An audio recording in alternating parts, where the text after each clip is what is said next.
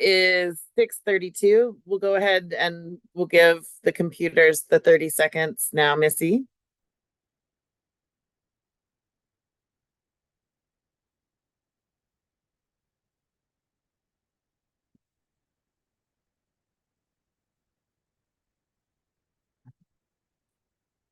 Good to go.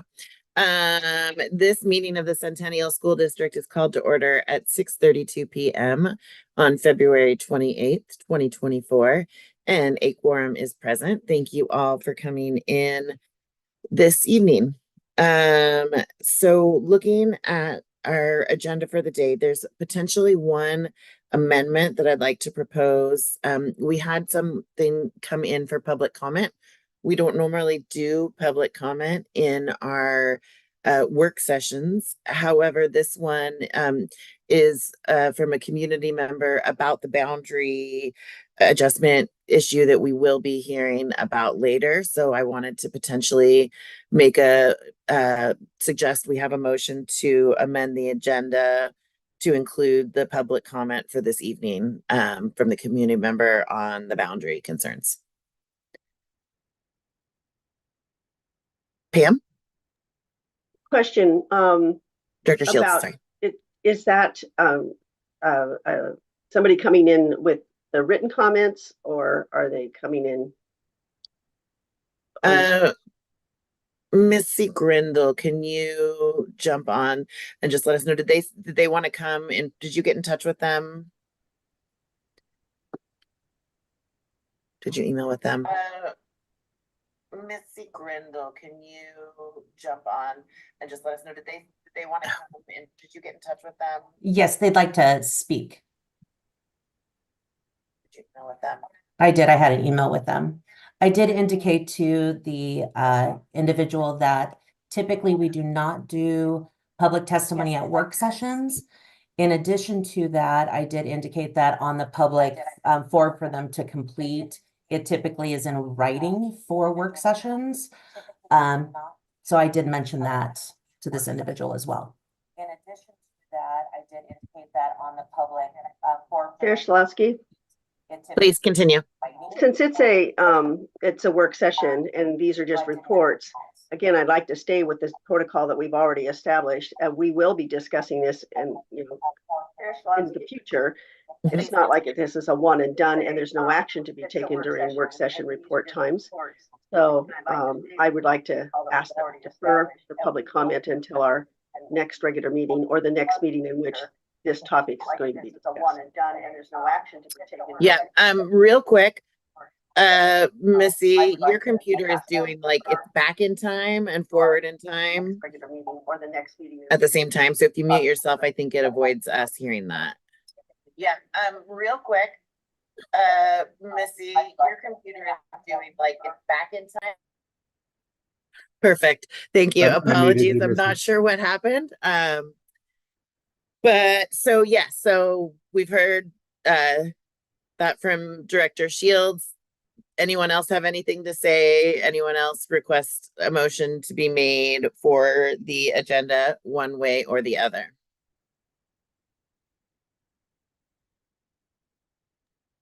I'd like to move that we approve the agenda as presented, and that would mean without public input at this time because it is a work session. Second. All those in favor, raise your hand and say aye. Aye. Aye. Aye. The ayes have it. Missy, will you follow up with that community member? You don't have to come off mute. Thumbs up, we got it. Thank you. All right. So the agenda has been passed as presented. Next up, let's see here. I'm really excited to read a little something for y'all about our classified staff. Next week is Classified School Employees Week. And I'm pretty sure everybody knows that we could not do this thing called school without every single one of our classified staff. And I would love to sit here and call people out individually and share with you how awesome every single one of them are. but we do have a big agenda today. So I'm going to read this lovely little proclamation. Whereas education of our youth is imperative to Oregon and to our nation, and whereas classified school employees are a vital component of Oregon's public school system, and whereas classified employees work directly with all children, they are the school personnel responsible for the transportation and nutrition of our children, the maintenance of school property, and they are the clerical workers and educational assistants. And whereas under the leadership of the Oregon School Employees Association, classified employees with their diverse talents have created the necessary environment and essential to educating our youth. As an educated Oregon is a healthy Oregon. Now, therefore, be it resolved that the Centennial School District Board designates the week of March 4th through March 8th, 2024 as Classified School Employees Week. And be it further, we're scrolling, be it further resolved that the Centennial School District calls on the community to join with it in personally thanking and recognizing classified staff for their dedication and devotion to their work. I'll just take a second to give a little round of applause for all of our wonderful classified workers.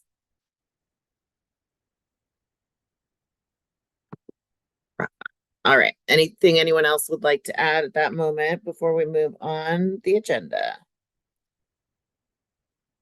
I'll just add that one of the appreciations that we'll be providing next week will be a classified appreciation breakfast at Centennial Middle School on Wednesday, March 6th, from 7 to 8:30. And I know some of our board members might be interested in attending and helping to serve the breakfast burritos to our great classified staff. So I just wanted to offer that. And it's a great time for us to thank them personally without going to all the schools and all of the bus barns and all that sort of thing. So anyway, yeah, I plan to be there next week. I'm hoping Excellent. many of us are. I look forward to it. All right, next up on the agenda, may I get a motion to approve the minutes from the February 7th, 2024 meeting? So moved. Second. All those in favor, raise your hand and say aye. Aye. Aye. The ayes have it. All right, we've got an exciting lineup of reports this evening. I'm curious, is there someone who is ready or would love to jump in to first introduce the Centennial Arts Foundation report? Shar. Shar goes without introduction. She is here tonight, former board member and school board chair Shar Giard, also one of the founders of Food for Families, is here with a new endeavor that she is involved in alongside Terry Smith, who I believe is on the call. I don't see Terry promoted quite yet. Maybe he's still logging into the promotion. Nevertheless, there's the Centennial Arts Foundation, which is an outgrowth of the Awesome Eagle Show Band reunion that happened last year. And without any further ado, I'll go ahead and turn it over to Shar and Terry, who are here tonight to introduce the new foundation and to tell us a little bit about the mission and interest here. Shar and Terry.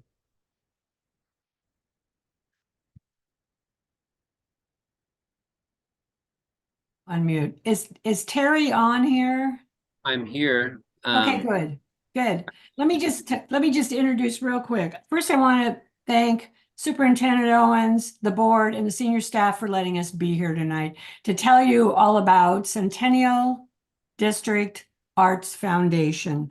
We're in our infancy. We are just beginning. We have our nonprofit status. We are beginning to work on a website. We're creating social media, and we're beginning the process of grant writing. But Terry, who spearheaded with a group of other graduates, he's class of 1985, he's the one that got the reunion and the opportunity for us to march in the Grand Floral Parade last year. I still can't believe we got to do it. So Terry, take it away. Thanks, Shar.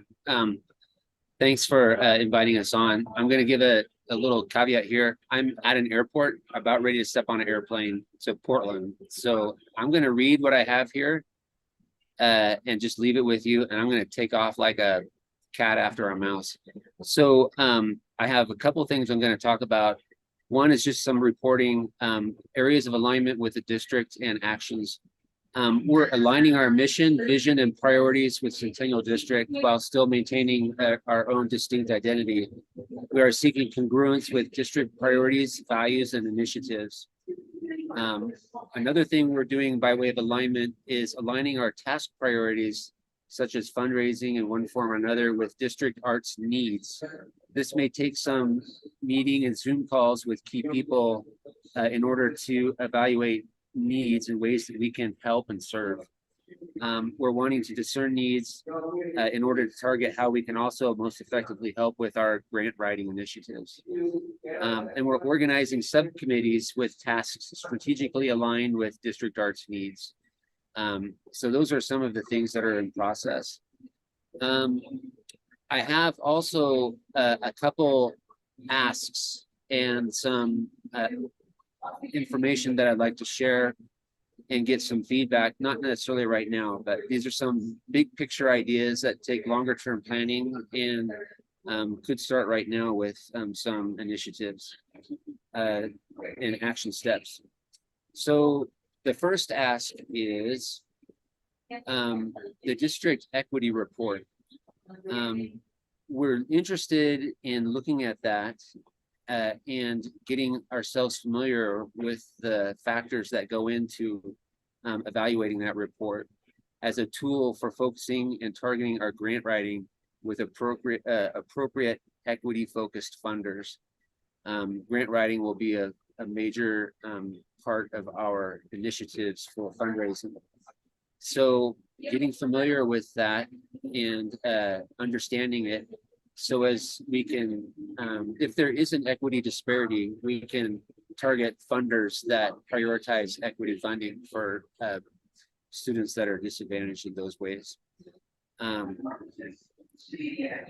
Another thing, this is a big picture, long-term vision, but sometimes it starts with just an affirmation of, yeah, let's try it and see what happens. I have asked several friends in the education field that I know about education models and facility provisions for art centers and vocational training centers and the different possibilities for that. And the possibility of doing them jointly with city and or county municipalities. With this idea of setting a framework, I have a couple asks. And my asks are simply about whether it's kind of a thumb up idea or a thumb down idea or need more information. Here's the first one. Is there a potential interest and support to encourage us to explore approaching select institutions, individuals, and funding foundations about forming partnerships that can support the cause of equity in arts education, that can handle capital investments to build facilities promoting arts and vocation education priorities, and provide strategic leadership to organize and outline a sustainable business strategy to staff proposed arts and vocation centers. That's a big idea and a long-term, potential long-term project, but it's high impact and it's culture changing. Another and similar theme is there an openness and potential interest in allowing us to explore how we might form partnerships and funding networks by possibly steering the district to participate in a research-driven initiative to develop research strategies that evaluate Centennial District students and the impact the arts have on them. Let me give some examples. One such potential collaboration is with an organization that seeks to establish a new research field using evidence-based methods of measuring impact of arts, measuring the impact the arts have on students in the areas of health, performance, and overall well-being. This initiative is being led by the Neuro Arts and the International Arts and Mind Lab from the Center for Applied Aesthetics in cooperation with Johns Hopkins University and the Health, Medicine, and Society program at the Aspen Institute. I haven't done anything with either of these ideas. I didn't want to get ahead of myself. I wanted some thoughtful response about these two potential concepts. One of our priorities is to create a movement of sorts, but that will take a team effort for sure.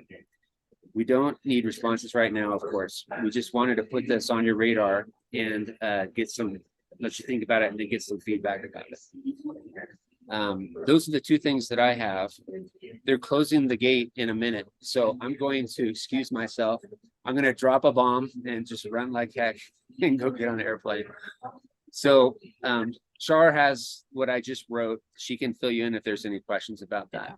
Yeah. But I'm grateful for the opportunity, and I'm very appreciative of all that you guys are doing. And I'm looking forward to cooperating and working together. It's been good to get to know. I know a lot of you, and it's nice to see the rest of you too. So thank Go, you. go, And I'll talk to Go, you later. Terry, make your flight. Thank you. go. I knew this was going to happen. I just want to thank all of you for your time this evening. We have been contacted by Michael Allen Harrison, who called us and said, I hear you're doing something out there in East County. Could I do a concert for you to raise funds? So we'll be trying to coordinate with Marin and Albert and see what we can do about getting a date sometime in the spring. I would love to have a first fundraiser for this project. We're also going to try to organize alumni groups within the arts, and that's going to go all the way back to Katie Harmon. And now that Earl's retiring, we're going to try to get him involved so that we have sustainable subgroups that are going to be able to support us in what we're doing. As you can see, Terry has a lot of big thoughts. As you know me, I'm more the day-to-day person. So as board chair, I just keep us on an even keel and I let him do his thing, which is wonderful. So thank you. I know you have a full night. Enjoy your meeting. Do you have any questions? Am I allowed any questions? I'm not sure if we've got any questions for you right now. I just want to take a second to thank you, and Terry, for all of your work in putting this together. I'm really excited about some of the partnerships that we'll be able to do. I'm an artist and a musician, in my heart of hearts, even though if I don't play or draw for anybody else. And I see huge value to arts education. So I'm really excited. Is there a way that it sounds like Terry was reading something. Is there a way that you could provide that to us in writing? There are some things that I'd love to look up and I just wasn't able to write it down fast enough. I will. It's called Thoughts for Board Meeting, and I'll just forward it to Missy and get it to her tomorrow. Thank you so much. Thank you. Have a good evening. Much appreciated. Thank you. Bye. Hey, Rose. Yes. I was just going to mention something. It seems relevant at the moment, really quick. Definitely supportive. Of course, we're supportive of arts in the community, and we're able to just announce that we are coordinating in Centennial Community Association with Portland Parks for a concert in the park next to Patrick Lynch at Rutherford Park on August 3rd this summer. And That's hopefully super exciting. there's going to be a lot more resources here in the coming year or two for more projects here in the community. Excellent. Definitely look forward to it. All right. Thank you, Shar. Thank you. Thank you, Shar. All right. Next up, we have a lovely CVA report. I'm very excited to hear about what's been going on for them, and hear just a little bit more about them. Superintendent Owens, do you have anything that you'd like to share as we open? I'll open briefly just by saying that Centennial Virtual Academy was established in the earliest phases of the COVID-19 pandemic and has had several iterations in its brief existence. And Dr. Zach Ramberg has taken the reins of the program and is bringing it to new heights. We're excited to hear about the report that he and his team are providing tonight. So without any further ado, I will turn it over to Dr. Ramberg to introduce Centennial Virtual Academy's report. Hey, good evening, Centennial School Board. Nice to see everybody. Thanks for having me back again. I've been promoted to panelist here. So last year, I intentionally left off some media, and this year, I thought let's give it a go virtually. So we got a couple media implants in here. I have sent a backup set to Missy. I'll do my best here with both navigating and watching the windows, but I would appreciate, excuse me, I'm a little under the weather. Any thumbs up or anything along the way here if you're not hearing something, etc. Lastly, there's just a few short videos embedded. On the lower right-hand side of your Zoom, you might see a CC or closed caption. It shouldn't be necessary, but it might be an aid if that would be helpful. So with that, let's go. So Centennial Virtual Academy, thank you for having us this evening. We really appreciate it. We are excited to share with you our progress over the last year. We met last year a little bit later in the spring, so it feels like a short time, but when I look back, I'm like, oh, we've covered a lot of ground here. So it's always working and building this thing. It's in the short run, it feels like we're struggling through the mud, and then we look kind of back 6 months or 8 months, and it really feels like some good progress. So happy with that. You can see CVA's mission on the right. I'll leave that to you. Our guiding principles is every student develops an ongoing relationship with an advising teacher. Every student receives a personalized approach to manage their learning. Every student will be provided equitable and challenging learning experiences. Every student will become empowered to take ownership of their learning, and every student will experience success. And so we try to make our decisions based on that, among some other driving indicators that I'll talk about here in a minute. And are you going to let me go? Sorry. Oh, it wants me to okay this.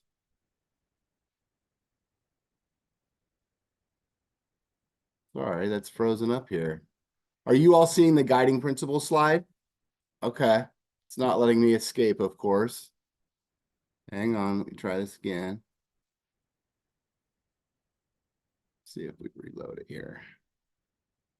There we go. Come on. What is the deal? Okay. All right, we'll try that. It doesn't want to let the arrows work, but the button down did. All right. So CVA is a flexible K-12 program. It's important to note that I find that I have to sort of intentionally mention that. We are fairly heavy 9-12, but oftentimes when I'm given information or thinking about how to implement a different process or practice, I sort of have to think about the K-5 application, the 6-8 application, and the 9-12 application. And so, and keeping that in mind, we're sort of always dueling with multiple strands. And then without getting too much in the weeds, we also have several tracks within our 9-12 program. I would like you all to please welcome one of our student speakers this evening, and her name is Kui. Kui is an outstanding person and an outstanding student, by the way. We were speaking yesterday, and I had to stop her, and I said, "You are really special." And she was brave enough to pause me and say, "Mr. Ramberg, I am not special. Everybody is special in their own way." And I just thought, wow, this person is amazing. And we are proud to have Kui. She has moved 8 or 9 times since being in the state of Oregon. She has 3 siblings. One of them is a CHS grad. One of them is currently at Pal Butte, and one of them is currently at OMS. So we are Centennial proud in a lot of ways. She's here tonight. She'll be able to answer questions at the end, or if something's burning midstream here, you're welcome to stop. But with that, I'd like to just let her help us set the tone tonight. So hopefully this will work. And I'd like to thank Mrs. Rose there. That is our moderator and counselor at CVA. She spends hours a day on Zoom, and so she had a whole catalog of stuff that she could offer to share. And this is a little bit of a preview into her day in the life as well. So without that, I'll let us meet Kui. Tell us a little bit about yourself, who you are, where you're at in school, and where you're going next. My name is Kui Gay. I'm from a little refugee camp in Thailand. Right now, I'm doing fully online. Well, this year, during the fall, I'm hoping to attend Vanderbilt on a full ride through Questbridge. I matched recently, and I'm going to be studying neuroscience and biomedical engineering while hopefully trying to become a pediatric oncology hematology specialist. Wow. We couldn't be more proud of you, and we are so excited for your future. Tell us a little bit about how you think CVA has served you or this current generation of student. I believe that our body is very diverse and we all have different needs that need to be catered to. They really serve to give a medium for students to be able to have an education very flexibly, and CBA has helped me to be able to be a care provider for my grandma and my little siblings full time, while also working full-time jobs in order to provide for my family, which is so important to my family and I. And I would not be able to have done all of this while also getting an amazing opportunity to learn through CBA. Like, they have the most amazing courses available. I really wish that a few more would be added. Here, I've been able to take this, like, so many AP courses, specifically this one that I really enjoy, AP Lit and Lang. It's such an amazing class. Right now, I'm reading about Hamlet and we're doing a bunch of plays and being able to explore a region that I really enjoy, like English literature. And I think it would be an amazing opportunity if we would also be able to explore more of like the STEM side for students, specifically in AP Physics. I know it's a hard class, a very difficult class. Yeah, right now I'm taking AP Lit and many other AP classes. And thankfully, Rose and Mr. Miller were able to help match my classes in person to CVA, which is very amazing and I'm very grateful for. I think every other student can testify alongside me how they're so reliable, and you can come to them not only with like scheduling issues, but also come connect to them one-on-one. Make time to talk to me, which I feel like is so important because my family has told me multiple times how amazing they think CVA is, especially because it's not only served me, but also my family, and trying to take this kind of like weight off their shoulders and knowing that I'm getting an education that they honestly moved across the ocean for me to get. So I'm very privileged for it. And we are so proud of all the hard work you're doing, and we see a very bright future for you. I'm excited for you this fall at Vanderbilt. Thank you for meeting with me today, and we'll talk to you later. Did the audio come through on that okay? Yes, okay. And Kui, can you give a wave and just say hello really quick? Can you unmute? Hi, everyone. Thank you. So Kui will hang out here if you got some questions towards the end. Thank you for being here, Kui. We appreciate it. Tell us a little bit about yourself, who you are. No, you don't want to watch that again. Yeah.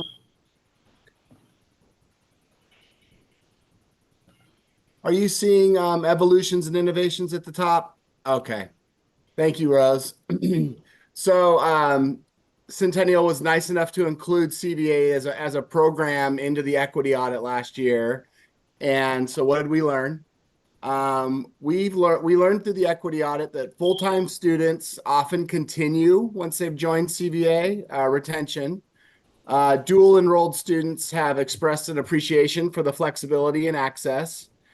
And then they also kind of uncovered that students might be better served with some increased synchronous opportunities with careful attention to hold to the flexibility. And so you'll see here in just a moment that we've tried to honor that finding in this year's iteration of CVA.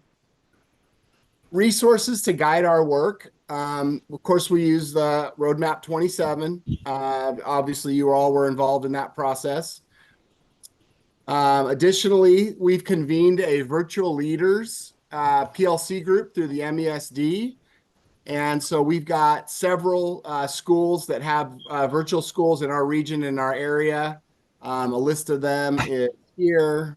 Maybe there we go. So we meet monthly, virtually, surprising or not. And it's been really great to have kind of a cadre of other folks to kind of lean on, and especially that they're intentionally not in our organization, but understand and speak virtual learning. And so it's been a great crutch for me, and appreciated that opportunity. ODE similarly has critical design elements that we do our very best to adhere to. It's good nighttime reading if you want to get to bed early, but good technical info in there as well. And then there's some national standards that when we're able to kind of get into the depth of the work, there are actual national standards around quality education for online learning. And so we draw some of our PD from these resources as well. Practical applications in the last year. So that was kind of the equity audit, was kind of the quantitative. What we've learned in year 4, we're currently in year 4 of CVA, is that our enrollment tends to increase as the year goes on. And basically our neighborhood schools find use for us. We've been trying to build bridges and connections there. And so we'll kind of start at a certain number and we'll just sort of snowball as the year goes. We are still refining our processes and working to implement various strategies and PD throughout the school year while our enrollment is growing. To be honest, that can be a bit of a challenge in that at some point we'll get enough enrollment that we sort of tip into a bit of survival mode. So we've been working really hard to keep to the focus of our strategic plan and various PD efforts for the given year with the growing enrollment. We have learned that our elementary families are a committed group. They come in for pictures and sing our praises, and they're kind of small and mighty, and I've got some numbers there to show you here shortly. We have really done a nice job of growing bridges with our middle school administration and front office staffs to top of mind. They're finding more needs and uses for CVA in the role of serving tag students and other students there. I think that's shown a lot of growth in the last year. High school as well has been an outstanding collaborator. We've got more dual enrollment enrolled students than ever. And then we are piloting proficiency models in conjunction and with CHS using some pre-testing models in our LMS, which is Edgenuity. So again, thanks for code switching through all the different levels, but that's a quick snapshot of growth in each of those areas. Here's a quick look at today's enrollment. So currently 459 full-time and part-time students total. And there's a quick look there at the breakdown there from full-time to hybrid. You'll see 912 is our heaviest hitter, but we can't let any one group alone in our planning and implementation. So next, I'd like to share just a little bit of parent voice with you in another video. Hopefully it'll come through okay. Give me a thumbs up if it's working, or a thumbs down if it's not. So tell us who you are and who your student is. I'm Sammy McCarr, and my daughter is Mylea McCarr. She's a sophomore. Currently, and actually since we've joined CVA, it has been a godsend. CVA has been a godsend for Mylea. She has anxiety, and there's too many students face-to-face for her, and the online lets her go at her own pace. Whenever she gets overwhelmed, she's able to stop and start. And secondly, the curriculum goes at her pace. It's able to be tailored to her. Do you see that working in the future for her and for other students like her too? Absolutely. Anytime that something comes up that doesn't work for her, we're able to reach out to her advisors. We're able to reach out to you, her counselors, principals directly, and tailor it as we go. There's so many kids on IEPs that suffer from anxiety or depression. It seems like the CVA is able to work with the IEPs a lot easier with those students. So she's able to still get her needs met while Absolutely. not being in an environment that's stressful for her. Yes, absolutely. Okay. So she was never able to get grades, and grades don't really matter as much as her mental health, but it's exciting for her to be able to get a better grade when she's worked really hard to do so. And that was one of the things that She doesn't get super behind because she's able to go forward if she doesn't get a great grade on a quiz or an assignment. She's able to keep trying on it and move forward on her curriculum. She doesn't get that opportunity in a brick and mortar. If she gets a bad grade, it's just done and over. So there's different things that she's just able to tailor for her specific learning needs. And as much as she wants to go back, and that's the other thing, is that she wants to go back the end of her junior and senior year. She wants to go back for some of the socialization for school, but she doesn't want to go a full day. That overwhelms her. And CVA does offer the hybrid where she's able to do some of the her electives or a part day, partial day. Yeah, and I can totally see her being successful with our hybrid program. Maybe a couple classes at CVA, a couple classes at CHS in the future. Is there anything else CVA can do to make this format work better? The administrators here at CVA are always open to any kind of feedback. Anything that I have an issue with, it's a quick response, and they're always willing to adjust. We really appreciate you talking to us today about it, and I've seen great growth in Miley, and we're really excited for her future. Yeah, thank you. Thank you very much for sharing with us today. Yeah, thank you. All right, bye-bye. So tell us who you are and who your student is. I'm Sammy McCarr, and my daughter is my. Sorry about that. Back.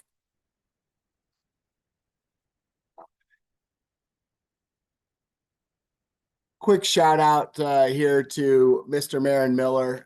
He and I have been collaborating on making that transition between full-time online, full-time brick and mortar, or hybrid thereof, an easier transition for students. It is, it's logistically chock packed, but I appreciate his openness and willingness to continue to work on that. Are you all seeing, just a quick check, 23-24 iteration at the top? Yes, thank you, Rose. You're in my center, so I see you there. Thank you. So in short, again, we're in year 4 of this work. My virtual PLC group often cites the research that when you're starting a new program, it's usually about a 7-year go. So we're right at the halfway point, and that feels about right. A year ago, I think I would have been a little more ambitious to say we might beat that, but that feels about right. So looking at year 4 of this work, we kept most of what we had in place last year. And then in response to that equity audit, we added weekly one-on-one meetings with our full-time students. That was a positive research indicator from the DLAC conference. We've implemented a weekly advisory program that is synchronous and required for all students. Teachers have all kinds of Calendly little meet with me kind of links at their footers, but we've intentionally also added a daily office hour. The idea being that some students don't want to take that extra step to make the appointment. So we've said, hey, we'll be here 1 to 2 every day. And some students just like to pop in unannounced. They may not even really need academic counseling. They might just kind of want to stop by and say hello. So that supports kind of our SEL work. And then lastly, this iteration, we have added committee meetings to CVA. And the 4 committees that we selected was Tier 2 and 3 MTSS, interventions, engagement and attendance, equity, student leadership and voice. We've got an advisory group that puts together our slides every week and focuses on SEL. And then I needed a kind of a catch-all for the CVA systems and processes. And that was kind of at the beginning I had mentioned we're still putting things in place. And so that's a kind of an immediate response to this, that, or the other to kind of, most recently, it's been some attendance specifics that we've been working on. So it's been nice to have groups that work weekly on given topics and can be kind of responsive. So that's kind of the ads this year, in addition to what we were doing last year. So I'm really proud of my staff and the work that we're making and progress that we're making there. So we're going to do just a little bit of code switching. I wanted to properly highlight each of our levels with fair sharing of info there. So looking at our elementary group, we've got a couple of positive indicators on math. I'll let you read those yourself. I would highlight, though, that the differentiation really deserves a round of applause. We've got one licensed teacher that's able to manage 5 levels of students, K through 4. And it's incredible. Our elementary program is different than the others in that students come in twice a year for workbooks in addition to the online. It does require an at-home learning coach that works closely with the teacher. And then an extra credit highlight for our elementary in this year's report is Mrs. Regale has been coming in 4 days a week for an intervention reading group. And those students have been coming into CVA and working with her on reading and showing some great progress. Kids love it. We love it. It's kind of brought kids back into our environment a little bit. So I'd say that's been a plus. Middle school, 6 through 8. We are, as you well know, are doing student perception survey data. So between fall and winter, hats off to my middle school team of 2. So between the fall and the winter, students respond to these same 4 prompts. I can learn almost anything in my class if I try hard enough was up 2.7. There's at least one good thing about school that makes me want to go every day was up 12.8%. My teachers care about me as a person, up almost 8, and I trust the adults, up almost 12. Extra credit highlight for middle school. We've got a new 9-12 math teacher, Mrs. Wall. She has begun doing math coaching sessions for grades 5 through 8, in addition to 9 through 12. And our kiddos, math is hard, and math is hard online. That was a real need that we kind of practically identified. That didn't come out necessarily in the data, but we're feeling really good about that. So that's our middle school extra credit highlight. High school learning. I want to just give a quick tip of the cap to Mrs. Rose, our counselor, and our senior advisor, Mrs. Schoening.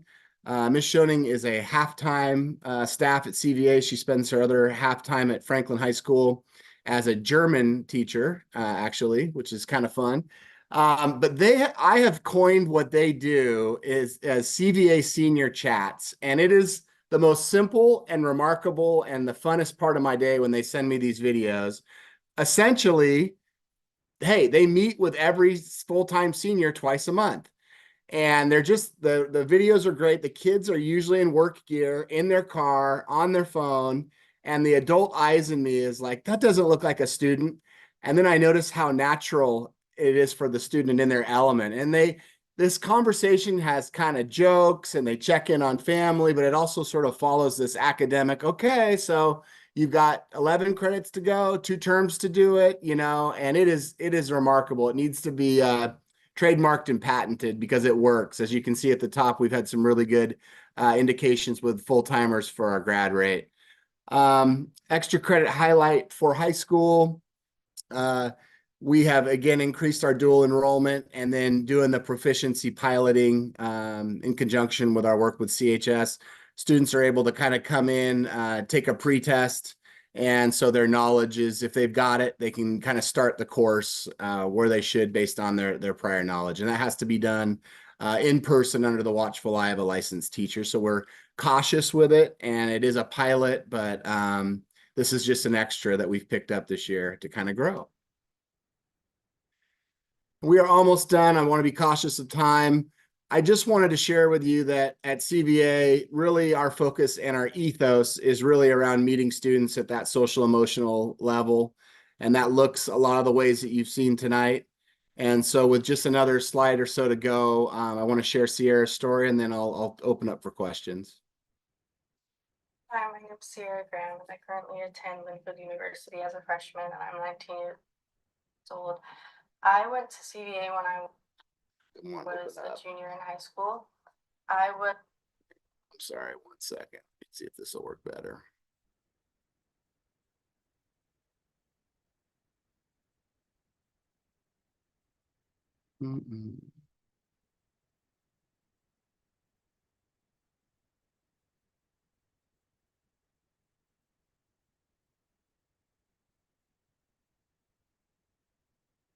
Well, maybe we won't see Sierra's story. One last try. Hi, my name is Sierra Graham, and I currently attend Linfield University as a freshman, and I'm 19 years old. I went to CVA when I was a junior in high school. I was suffering from a bad amount of severe anxiety and social anxiety, and I still do, but it's a lot better now because CVA has definitely prepared me for the future and especially connected me with really good therapists that have helped me do a lot better with being in a group of a lot of people and speaking in like even this format. And like you can tell, I'm kind of anxious about it, but like I'm a lot better at it now. Well, I was in a car accident in my freshman year, and that, along with COVID, definitely affected how I was at school. A lot of my counselors came together and they decided that it would be better for me to do CVA half-time and do school in person half-time as well. And I ended up deciding that CVA was a better fit for me, mainly because of one of the administrators, Miss Rose. She definitely helped me understand that I could get ahead while doing online school. It wasn't just that I had classes to do every single day. It was that I could do it at my own pace. It wasn't like I had to wake up immediately at 6 a.m. and get ready. I could start my day and slowly work into doing school. It's not like I put off school for the entire week and then did it whenever I wanted to, but I got to go through my day and be able to have a calm cool down before I had to jump into a lot of math and social studies and stuff like that. But I ended up doing a lot of electives and career classes that helped me set up for college. And a lot of the experiences I had in CVA were pretty good. One of the experiences I remember that was actually really fun was they put together a CVA prom. And I ended up going for a little bit, mainly to see how I would do with my social anxiety. And it was very fun. I got to meet a lot of other kids from CVA, and a lot of them had the same experience as me. Mainly, they had social anxiety and weren't comfortable in a school setting, especially with cafeterias. That was a common issue with a lot of us, and like mainly, well, if you know, you know. But a lot of the kids there really enjoyed CVA, especially because of the teachers, and given the pace that it was set at, we really appreciated the fact that CVA not only set us up for the future, but gave us a chance to not only recognize that we do have a future with our anxiety, but we can regulate our anxiety ourselves and set our own pace for our lives.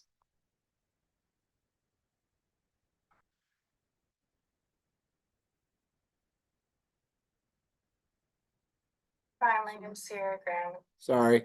Are you seeing Sierra? Just checking. Okay, thank you. All right, one last update and I'll open up for questions. Coming online soon, we are excited and proud to share our recently adopted CVA mascot and logo, the Centennial Virtual Academy Sea Wolves. We'll be sharing more info on the selection process that included staff, students, and family input at a future Bright Spot update with Mr. Owens. But basically, the kind of the feedback we wanted to say CVA, CVA, Seawolves. So we were kind of limited. So we like it though. We thank Centennial for allowing us to work with a graphic designer, and we're really happy with the output. I hope that you are too.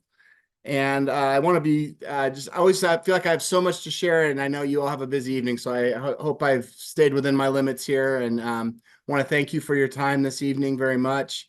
And open up Kui and or myself for any questions. And thank you for your time. Thank you so much, Dr. Ramberg. I am just really impressed with the work that you and your team have done. And I'm equally impressed with the students and the families. I wanted to thank Sierra, Sammy, and Kui for sharing your experiences. I'm so excited for you, Kui. I love neuroscience. I like to get on some of that reading. And so I'm just fascinated, and you'll have an amazing time at Vanderbilt. And I'm just, thank you for coming and sharing. The one question, and well, I can open this up to the rest of the board too. 459 is a lot of students. And like, do you anticipate seeing, like, is there a max that you can serve, or are you guys thinking about how to potentially spread, or what did I write here? Scale. Like, as you, like, is that something that you guys are thinking of? And you don't have to, I don't mean to put you on the spot, but That's what I'm here for. Thanks. I'll just quickly answer it. Yes. And in fairness, about half of those are dual enrolled students. So it's, kind of keep that in mind. But as my secretary and registrar would tell you that a half of an enrolled student is still as much work as one sometimes, right? So, but yes, we're thinking about it, and we're continuing to collaborate with Mo Callahan, my supervisor, and Maren Miller and I are working really hard and having really intense, deep conversations on that, and trying to scale and also thinking about best serving students. Because one of the things I've learned with Edgenuity or online learning in general is just because you can doesn't mean you should. So, like, in other words, you could push out a class to 1,000 people, right, with a push of a button, but I would caution you against that, because you'd lose this, and this, and that. So I would say it would be fair to say we are still trying to find that equilibrium in that. So yes, we do think about it though a lot, like every day, all day.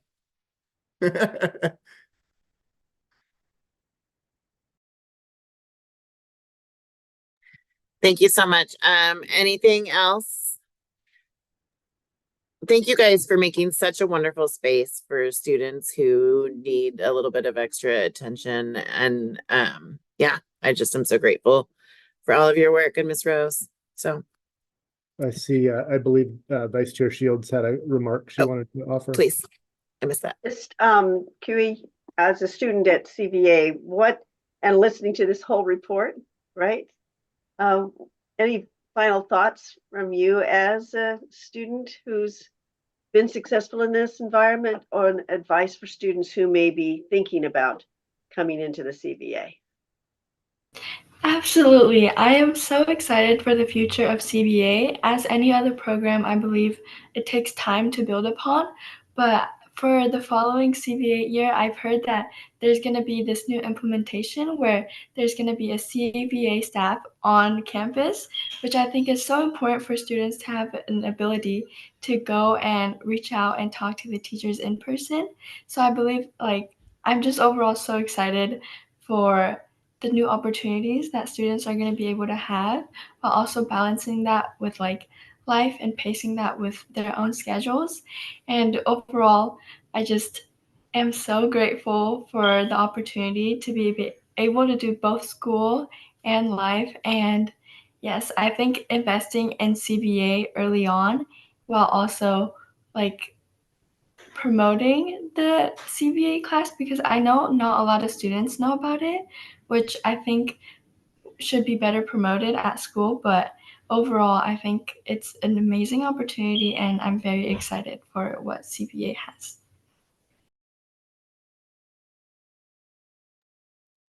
Thank you. Anything else before we move on? Just one quick question to Dr. Ramberg. Could you tell me the difference between part-time and hybrid? That one, it was because you had a heading of full-time, part-time, and then later on we were talking about hybrid. So can I be part-time and hybrid, or just give me a little bit more information about those combinations? Yeah, for sure. So I'd say for general decision making or conversation, I would think of students as either full-time or hybrid. Sometimes we use dual and hybrid interchangeably. Technically speaking, in the Synergy world, if you're hybrid, you would be a majority CVA, and if you were dual, you'd be a majority CHS. That would be the difference between, in a 5 class, whichever one had 3. I think for the purposes of our work and conversation, you're either full-time or you're hybrid / dual and enrolled in both, if that makes sense.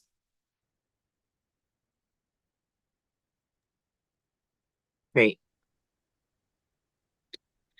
All right, thank you guys. Next up on our report list, we have the BOC report. I'm very excited to hear about this one.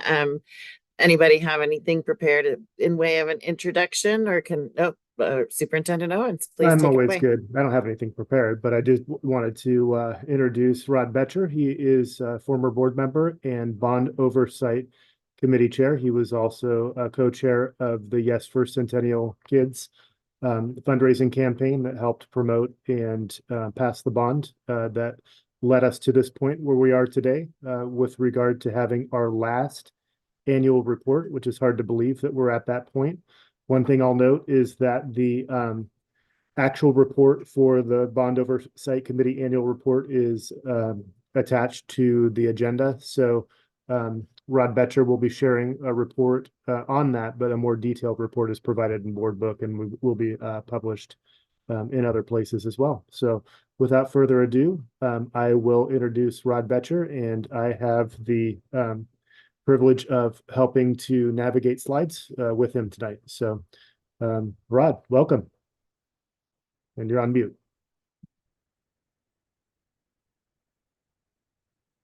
Rod, you're on mute.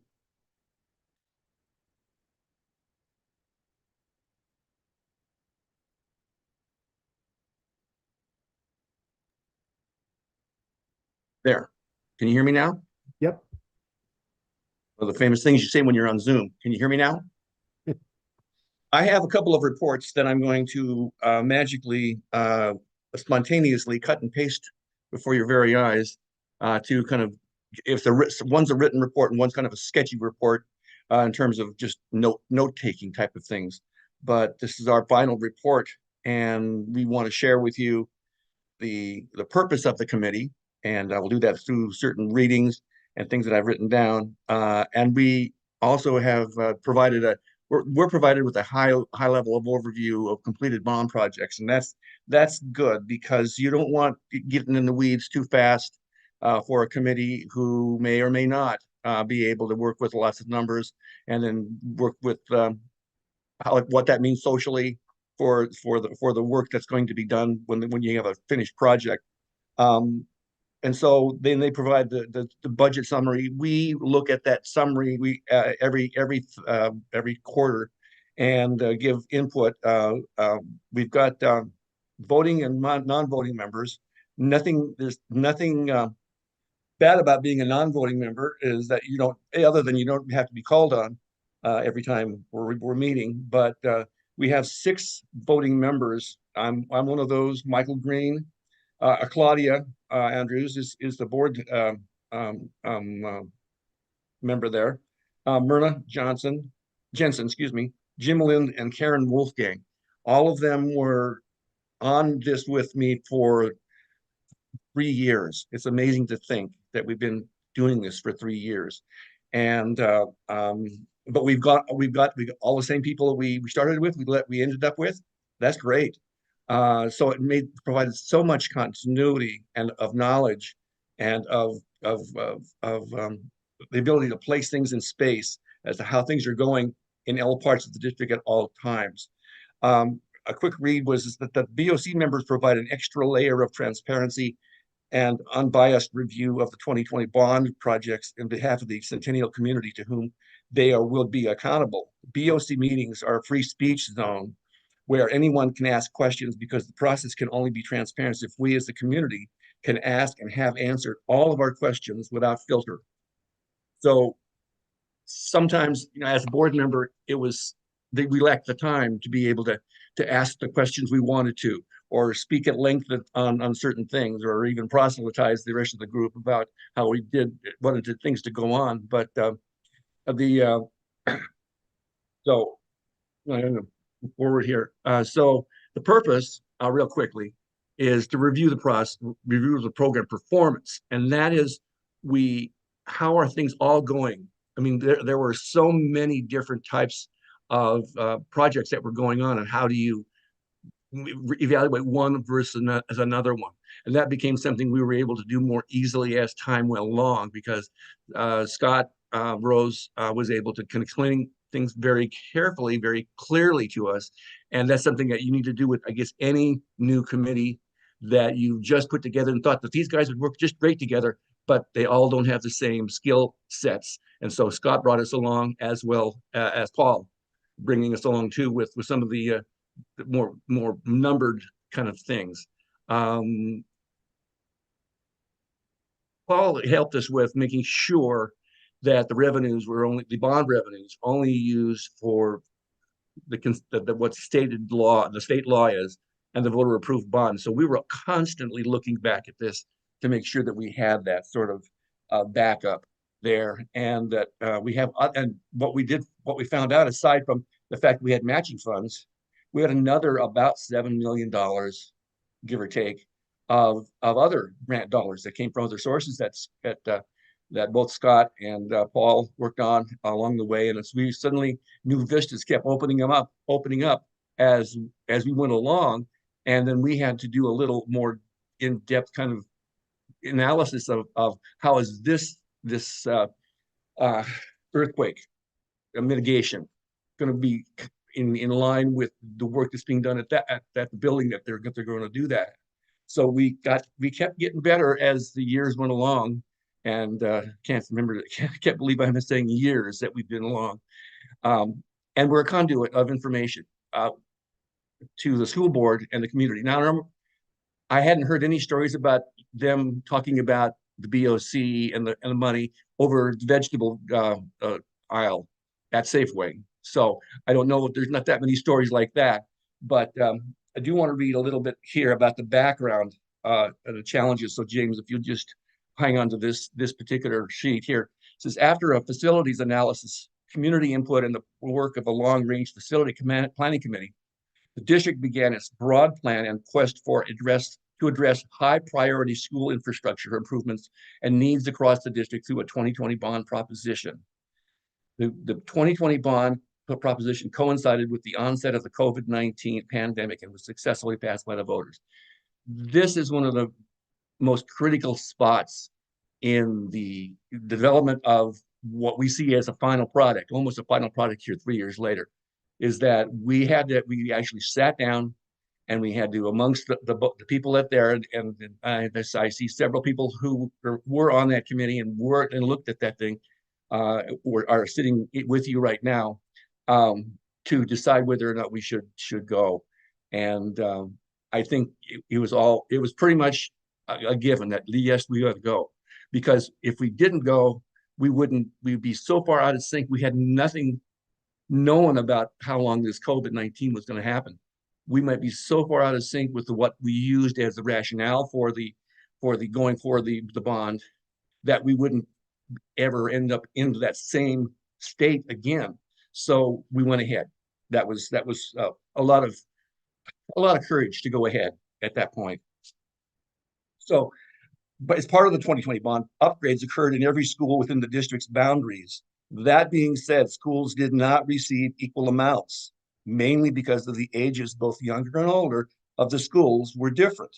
Hence, the deterioration and critical repairs for the other older schools received priority attention. Another glaring need was at Fort Mill Elementary Schools was designated multi-use gym spaces. And as you well know, we have been talking about this, well, for all the time that I was on the board. We were having to use, James, you'd have to help me with what you used to call them. It's the gym cafetorium or something such thing like that. The cafetorianasium, however you want to say it. Yeah. And they were changing the function of the room constantly between lunch and a gymnasium and an auditorium. So this has been needed for so long, and I think it plus the Oliver Middle School were the two big pieces that were really addressed very well by this bond. I'm just waiting to hear what the year after year, maybe next year, now that they're all in operation, how it's helping with all of that work, trundling, the compressible seats for your lunchtime, and then old chairs that come into there, and then cleaning everything out for a gymnasium use and baskets and that sort of thing. So it was quite a multifaceted kind of approach that we had to take, because there were so many different things. Pleasant Valley was quite the situation with the water issues that they've got over on that side. It's soggy over there. It's part of a vast waste waterland over there, and it still suffers from that. And so that'll be something we'll have to take over. Maybe have some higher order work done over there. But I think the conversion of the middle school was amazing. They used more concrete over there, I guess, than just about to sink a battleship to keep that thing so that it stayed up when there was an earthquake. And the age appropriate programming similar to surrounding districts too. So that was such a critical piece of this. I don't know, and I know you guys were at the same time doing boundaries. And so that was perfect timing to get this whole thing to fall into place, because you could have all the conversations with the people who were going to be affected by that, separate from deciding whether or not we were going to build middle school there with the funds from the bond, because that was 2 years ahead of what you guys did. So we matched up pretty carefully there. Let's go on, James. So there's so many things. The roofing was one large thing in the entire package that was seriously needed, I'd say. And it was something that you couldn't put off. If you're a homeowner, if your roof is leaking, it's suddenly the most important thing in your house. It's not whether you're going to get a second television set or an old kind of a beater car to get your student from place to school to not from back and forth. But when it's leaking, you have to do the roof. And so I think that when we talked with Paul, it was always roof. You know, how much more can we put into the roofs? And quite honestly, that was to jump around a bit. That was a concern when we ended up having $4 million left over. Not a concern, but it was like, did we do everything right with the money that we had? We didn't skimp on anything. We wanted to make sure, and are all the roofs done? And so that was sort of one of the overriding long-term kind of issues that everyone had, because everyone's got a house. I think mostly have a house. And so they know what it can do to your operation. You're just suddenly thrown into chaos, basically. So, but the other ones, the completed projects, as you can see, you'll see the recurring roofs on there. Some were very specific. The gym floors in the current gyms, and like in Pleasant Valley, it was a beautiful floor. I haven't had a chance to see it yet. Intercom systems, and here's a tier 2 roof repairs. I never quite understood Paul's division of how you got tier 1, tier 2, tier 3. I think if it was less than 5 years old, we didn't do anything with it. Something to that effect. So, and as you can see, Butler Creek Elementary just had a few things done because they were the last school that was built. So they had very few things that had gone wrong, other than they needed new boilers. So boilers, you can imagine what a boiler in Lynch View, or not, I shouldn't say Lynch, it may be Patrick Lynch, would be, because it's a 1957 building versus a 1992-3 building from Butler Creek is, and that it's already gone out. So I saw them in operation. They're a lot different than I would have expected what they looked like there. So there are see, the middle school had a late kind of breaking kind of the thing. One of those things that you kind of don't. How did we forget that? Was the heating upstairs in the warmer time? We had to get some air conditioning up there.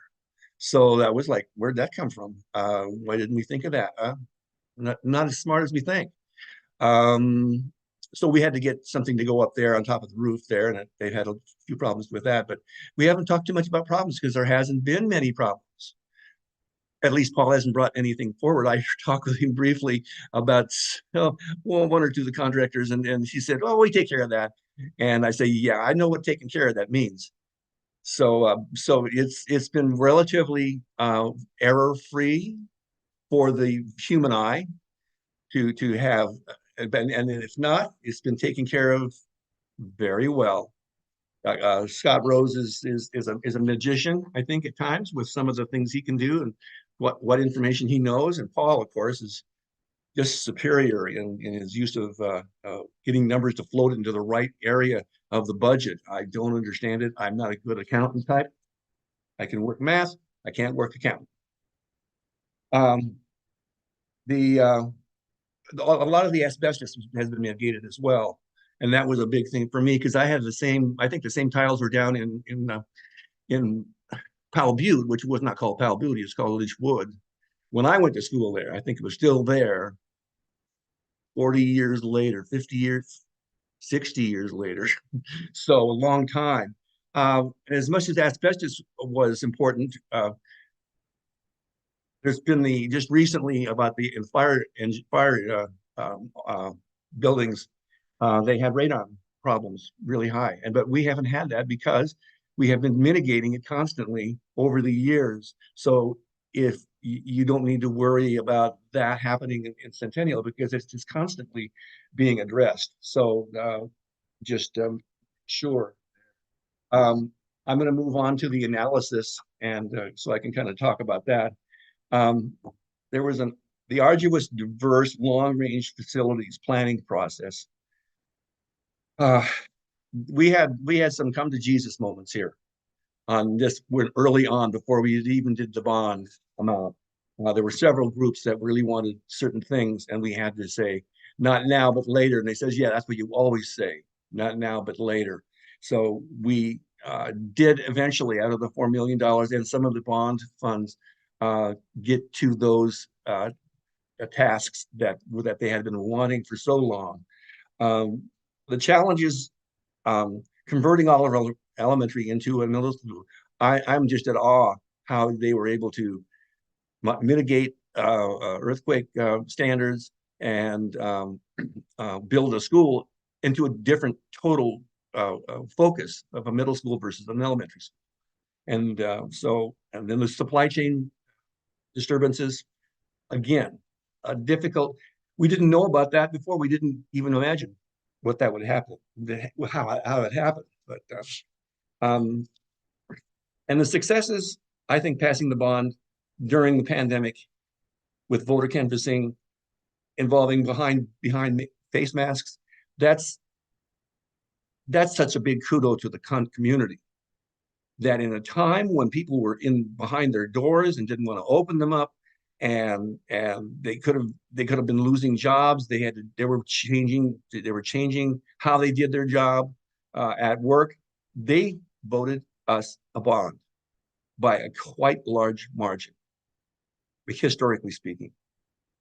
And that's all on them. That's all on them. That's just amazing that they did that. So the successful, and the other success, of course, is finishing the bond up properly and having $4 million left over. I can't imagine having $4 million in my budget at home left over at the to do anything like this, buy a car or fix the car, something like that. I think the performance analysis budget, I think due to the rigor of diligence of all relevant parties, including the Centennial School Board, the planned 2020 projects in total dollars came nearly $4 million under budget. I think the committee, one thing that the committee I think has done, or had done, it was it made everybody conscious of the cost of things and how it was kind of put together and how we get to the budget, everything. I think even more so than the budget committee itself when it works with an $80 million school budget, after having done 34 of those school budgets at this point. So it was quite a Herculean task to do that. In the conclusion, then, I guess, is the strong leadership. And in terms of strong leadership, it means all the way from the top and down. And I had them written down here. Bold decisions, like I said, getting the decision to go for the bond, that kind of leadership to actually go, and including the bond passage during the COVID.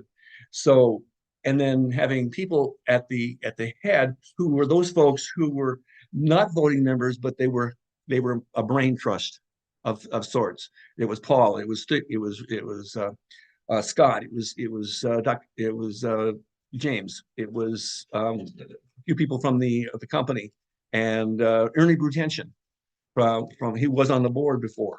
That kind of knowledge was needed at the time on that committee, even though we didn't know it. So the budget was big enough to do what we wanted to. We successfully completed it on time, ahead of time, actually. And we spent all the dollars we were supposed to spend in that time. And one of the things that we really, really, really wanted to make sure we did is that the use of local contractors was as high a percentage of the work is done. And that's what, when I was out campaigning for the bond, I used that as one of my cudgels to say, listen, we'll bring money into our district. We'll not only people having lunch in our area, they'll be buying extra nails, extra, if they're breaking a hammer, they're getting a hammer there.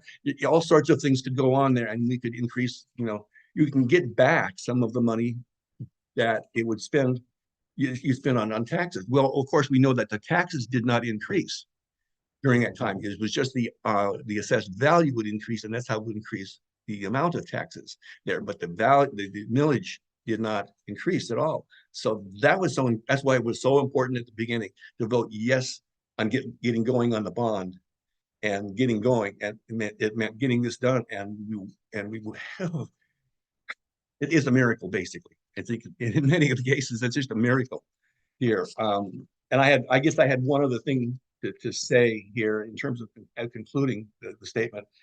Something I wrote early, and Cassie Swenson helped with a lot of the stuff on the bond oversight committee and helped me out with that. She kept me down to fewer words. But the BOC was is a Centennial community established to ensure the bond revenues are used appropriately, serve as a conduit of information to the public, and review bond program performance.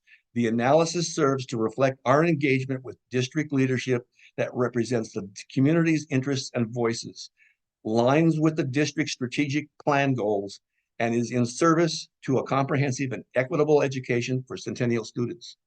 That underlies everything.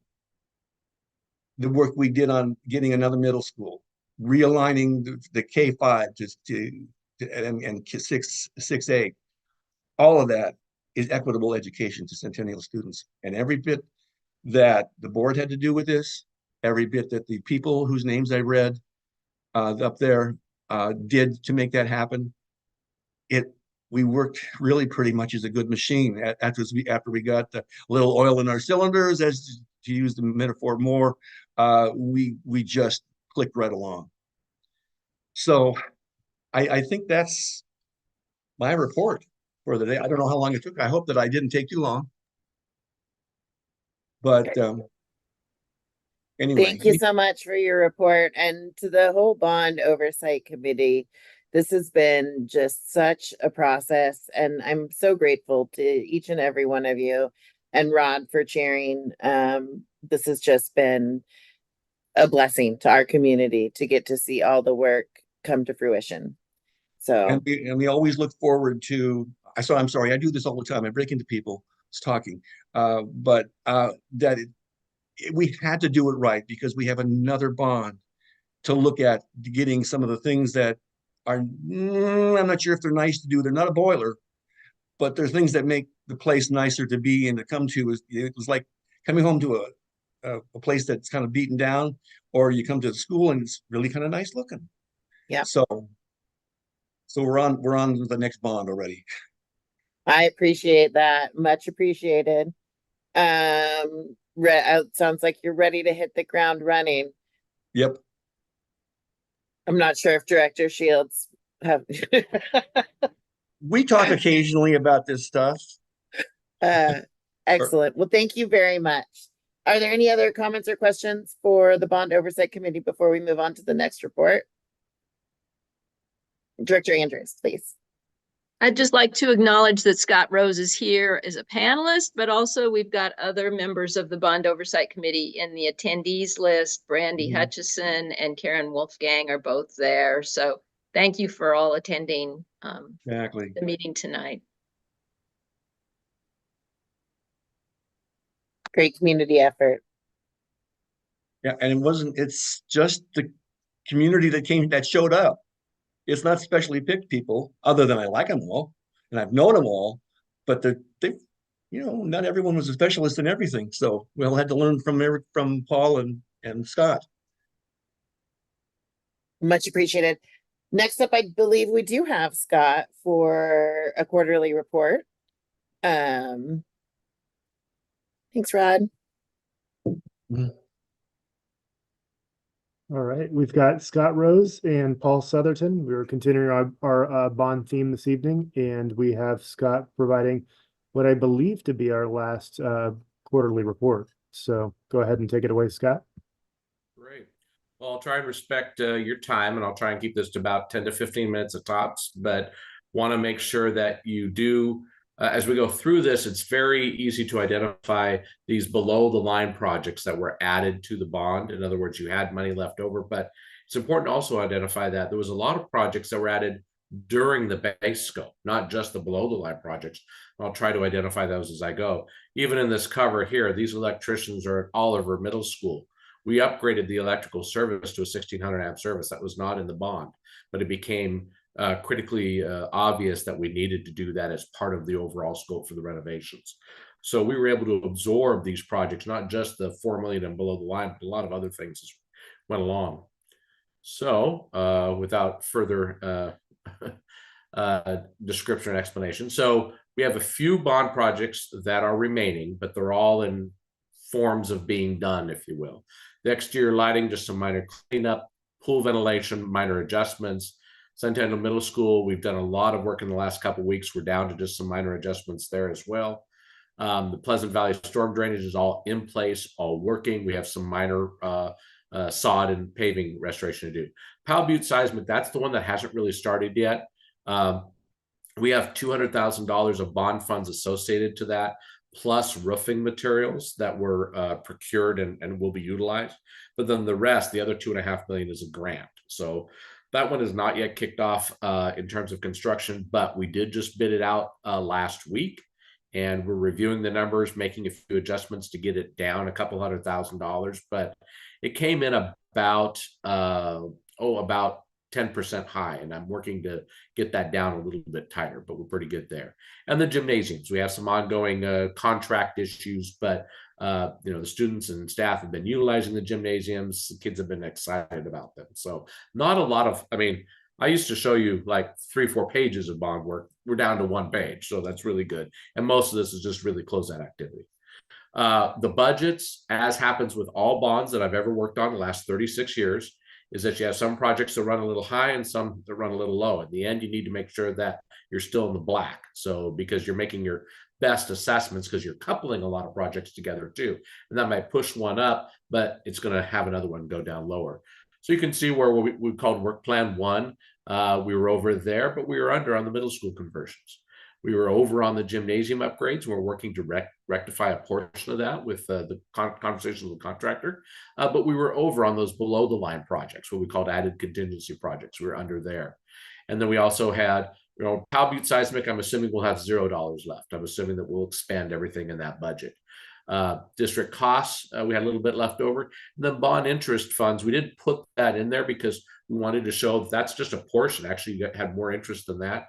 But even without that, you were about 13 grand in the hole out of 65 or out of almost $80 million. So that hits it pretty tight. That's what you want to do, is you want to spend all your money and get all your projects done when you're completed. So we feel really good about that. Yes, there was energy grants that were incorporated into that, but we also have to remember too that those energy grants were also considered when we were doing the energy projects.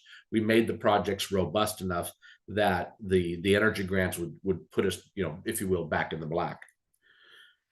These are our grants that we received. They've been fully distributed. This was your big awesome grant that was committed prior to the bond.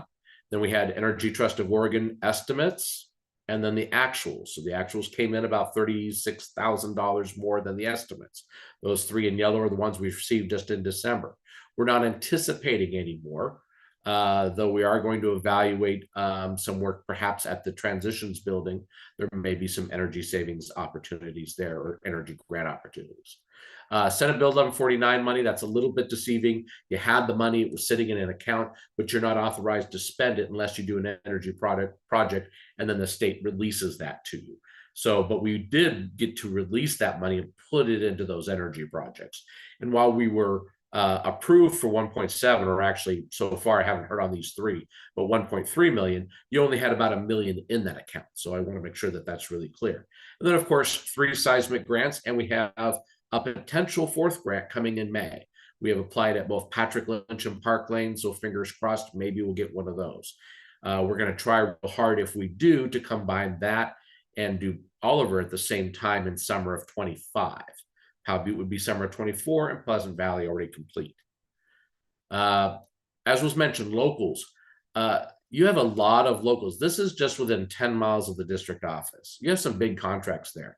2KG contractors, they did a lot of your Pleasant Valley work there.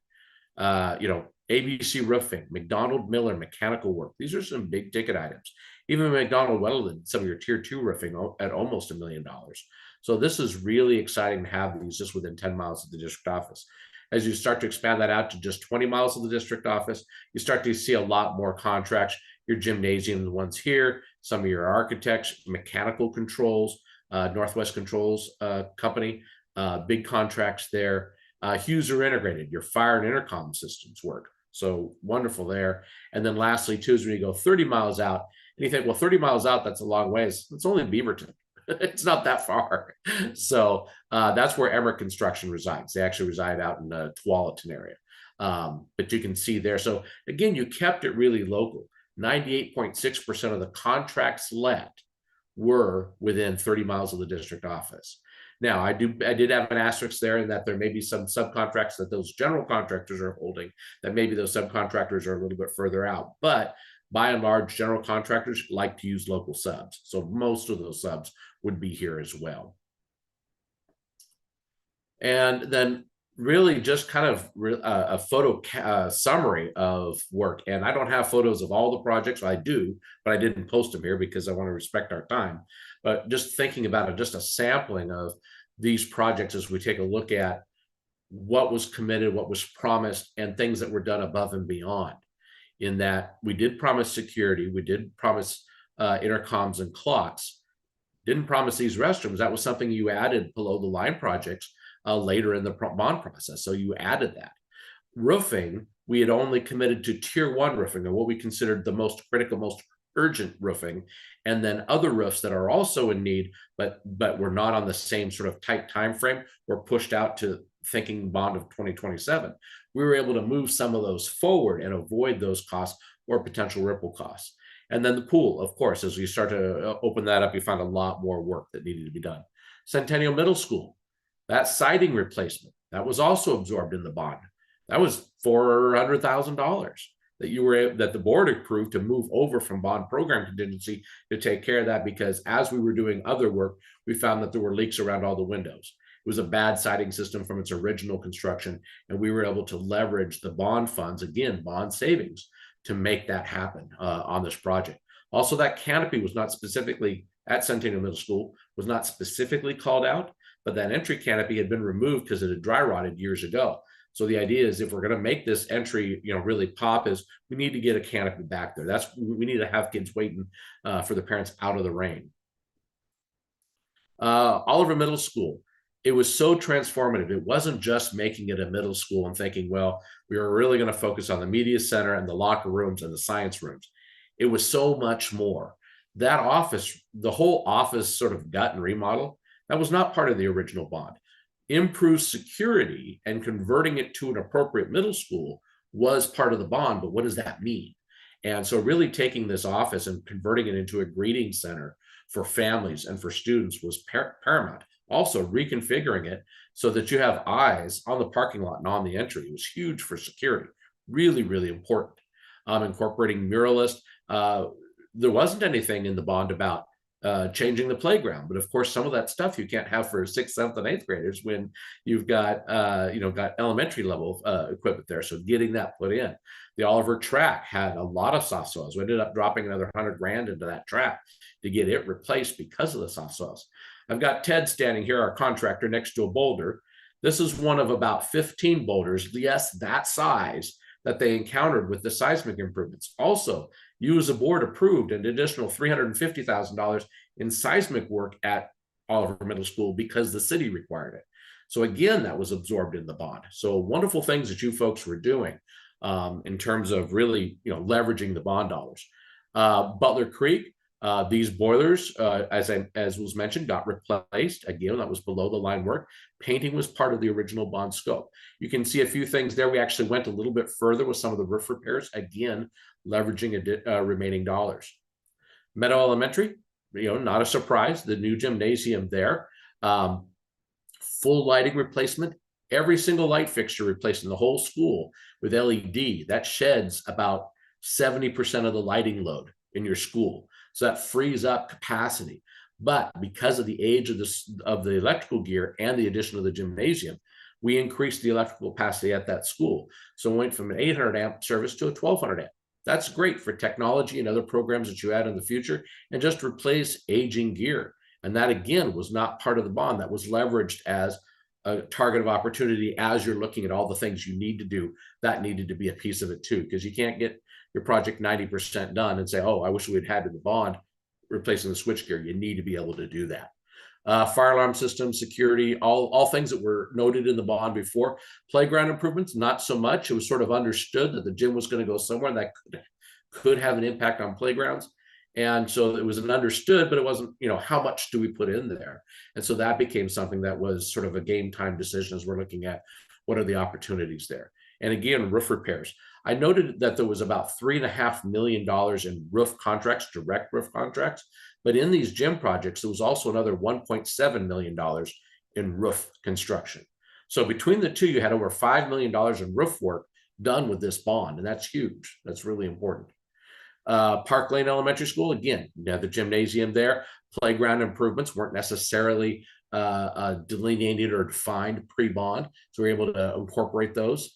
And roof repairs, lighting, same sort of thing there. Patrick Lynch Elementary School, again, looking at security vestibules where we didn't have security vestibules. Now every school has a security vestibule, which is fantastic. Every school has an active camera system. Every school has card swipes. Those are really important security improvements. And every school has what we'll call adequate exterior lighting, which is huge as we're taking a look at after school activities, evening activities. And also every school has a very functional intercom clock system. Communications is a thing we tend to forget about with security upgrades. Again, full lighting replacement here, a replacement parking lot. So these are really big choices that you made. Pleasant Valley Elementary School. The seismic grant was a blessing and a curse because we had a lot of extra costs that the city made us accomplish. Where did that money come from? That came from the bond. Be proud of yourselves that you were able to absorb that within the bond and you weren't having to do some other gymnastics to accommodate for that. But you took care of the entire original building. If there's an earthquake or anywhere around here, head to this building. That building's stout. That building's not going to go anywhere. So we've got huge footings. I mean, you can see this is just one of the footings. Look at all that rebar. I don't know how they got the concrete in there. It had to be a real high slope to get all that to get it around that rebar, but this is the place to be. They also did a lot of roof work, and we were able to mitigate these seismic improvements. For those that don't know, this roof was only replaced about 5-6 years ago. And so then we get the seismic grant. Oh, great. Well, now we have to upgrade the seismic activity at the roof level. These engineers were able to figure out a way to do that from below, so we didn't have to tear off a relatively new roof. And so that was great. That was fantastic. And they're able to source brick from a quarry in the same region as was the original brick. So really looked really similar. I actually had a faux pas with the BOC. I walked them around the back and I was mumbling that I was going to get on the contractor because he hadn't gotten the brick done on one side like he said he was going to. Come to find out that was the new brick. I just didn't recognize it as the new brick. It was that close to the old brick. So it was wonderful. So, and a lot of gymnasium floors being stripped and refinished. I know that might seem like maintenance, but it's not. That's a $30,000 job to strip all that down to wood and bring it and do a little repairs and bring it back up with the ceiling and the striping. And in each case, the gym teachers were coordinated with to make sure that the striping that goes back in really supports the programs, that it wasn't just generic striping. And then lastly, just Powell Butte Elementary School. So, they were the only ones that got a new covered play area. We didn't pick them as a favorite. It had nothing to do with Marin being on our committee, but it was really about where the gym had to get placed. And in this particular site, there was just no other place to put the gym except to get rid of the old play structure or access to it. And so we did need to put in a play structure here. Again, no additional funds added to the bond to make that happen. So again, security, fire alarm.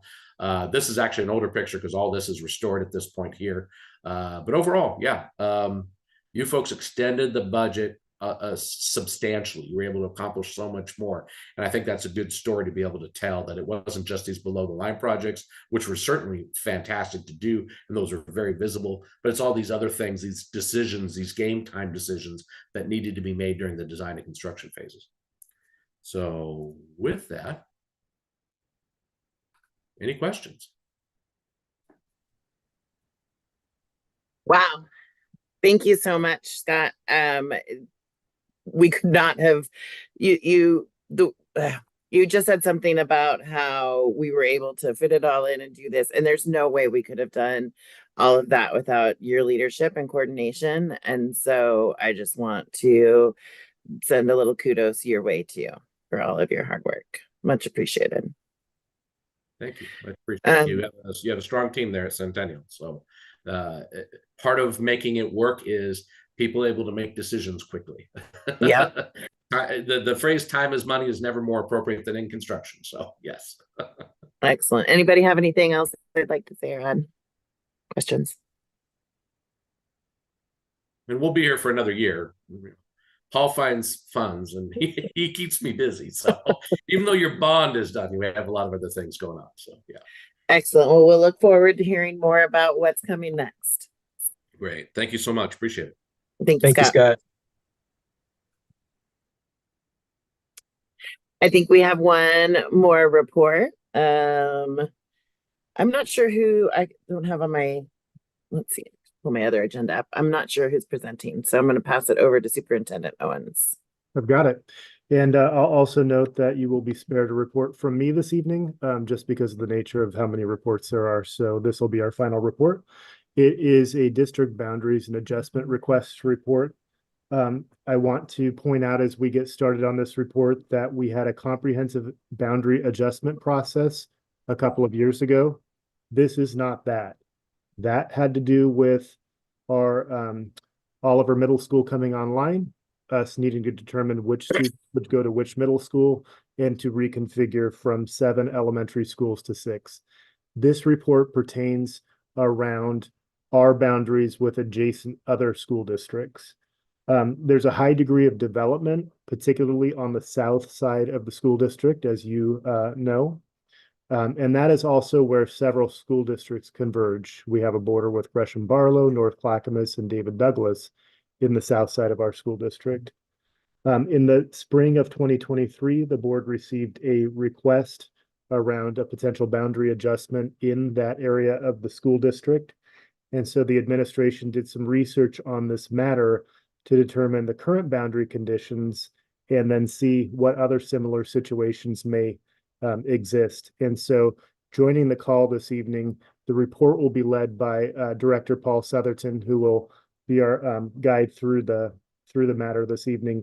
And then we also have Elliot Field, who is with our general counsel with Garrett Heeman Robertson, as well as Alex Brash, which is with Flow Analytics. Flow Analytics, as you'll remember, helped us with the comprehensive boundary review a couple of years ago. And they also support GIS work, so geographic information systems that help us to identify the geography of the land and where boundaries lie. So without any further ado, I will go ahead and turn it over to Director Southerton to lead us through. Excellent. Thank you, Superintendent Owens, and welcome, Elliot and Alex. Thanks for joining us tonight. I'm going to present my report here. If I can get a thumbs up afterwards, that would be great.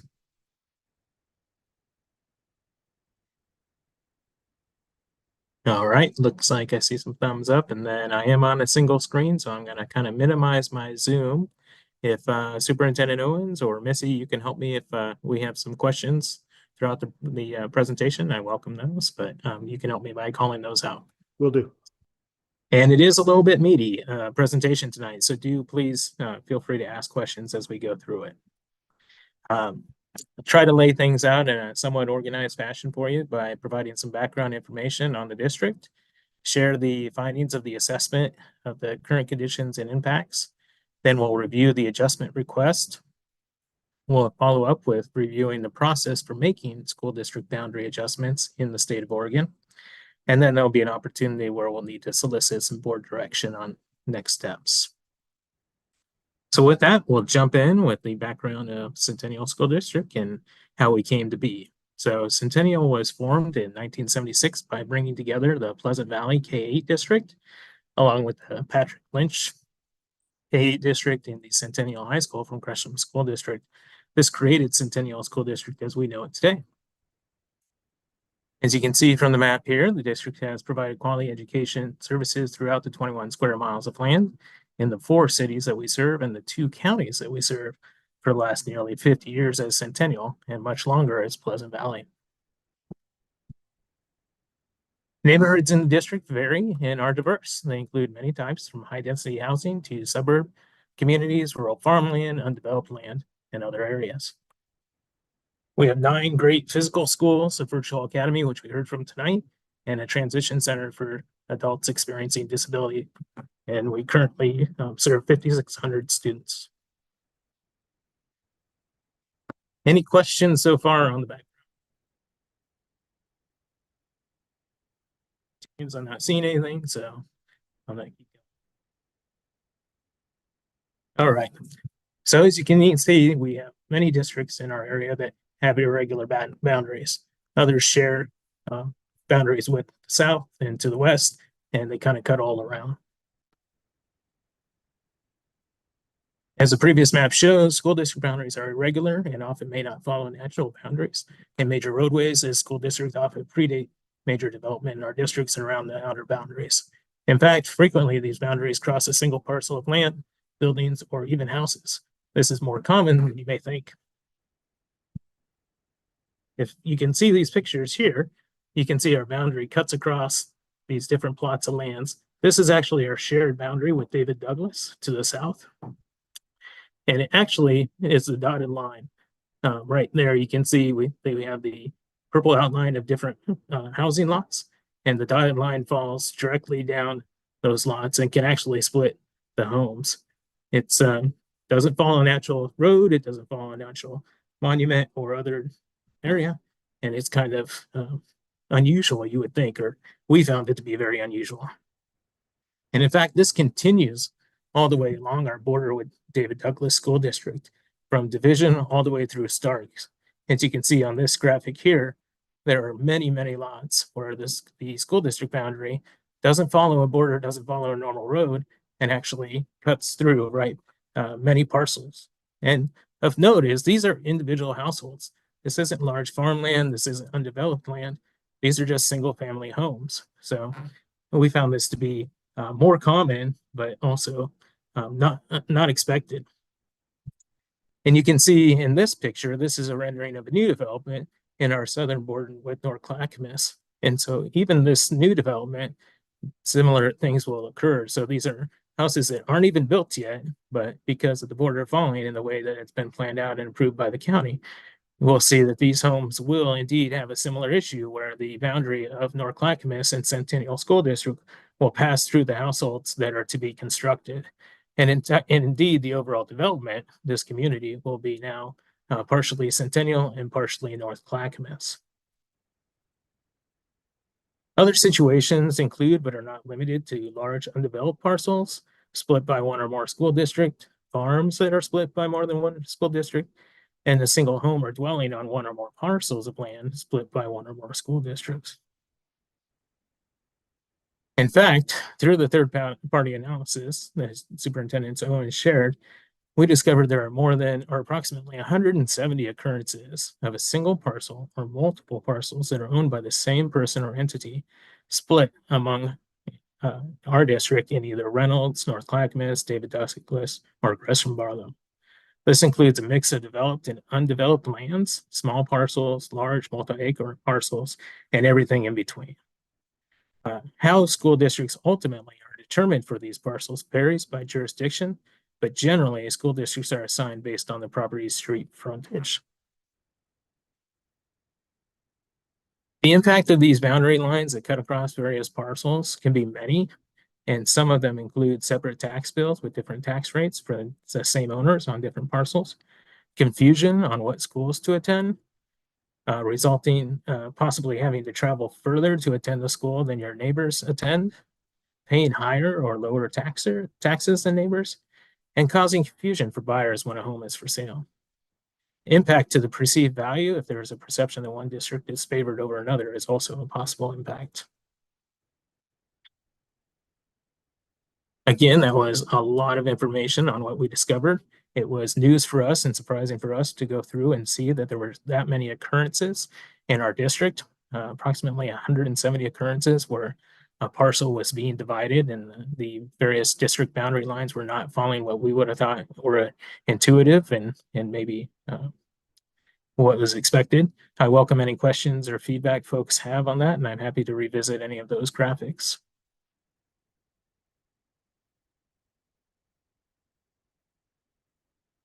All right, I'm not seeing any hands, and Superintendent Owens is not giving me the sign to wait. So with that, I will jump into the boundary change request. So the request is to move the Centennial School District boundary east to Foster Road in the area noted to accommodate 5 parcels that are part of connected property owned by the same people, moving into the North Clackamas School District. The yellow line on this graphic represents the current boundary of Centennial School District with North Clackamas near 172 and Troge and Foster, those 3 main thoroughfares. I'm not sure if you can see my cursor, but you can orientate yourself. This is 172 here. Troge is going east and west, and then Foster at this point is going north and south. So the request is to make the adjustment to the boundary line east around the red line here, which would then push these parcels into North Clackamas. And as noted, they are part of other parcels owned by the same parties that are already in North Clackamas School District. So those other parcels are on the other side of this yellow line currently. This graphic here will provide a zoom in of that area. This graphic illustrates where the first arrow is. There is a single parcel with a household on it, and the boundary line follows right through it. Very similar to the example that I shared with David Douglas School District earlier in the presentation. And then the red parcels outlined here are the parcels where they are owned by the same owner, not all of them, but the east and west parcels on. So you say where my cursor is right now, this smaller parcel, excuse me. And this larger rectangle parcel is adjoined with this square parcel. And if you look closely, you can see there's actually a structure right below it. So again, the dotted line or the school boundary falls right over the dwelling. These 2 parcels, similar situation. The square parcel is in North Clackamas, and the rectangle-ish shaped parcel is in Centennial School District, and likewise all the way down here. So the request is to move the boundary over to Foster Road, thereby pushing these parcels into North Clackamas. The potential new boundary as a request is written would be look something like this if it were to go into practice. And so we would have a north-south line, then it would jog over to Foster Road, then jog back, and then go up to Troge, up to Troge right here.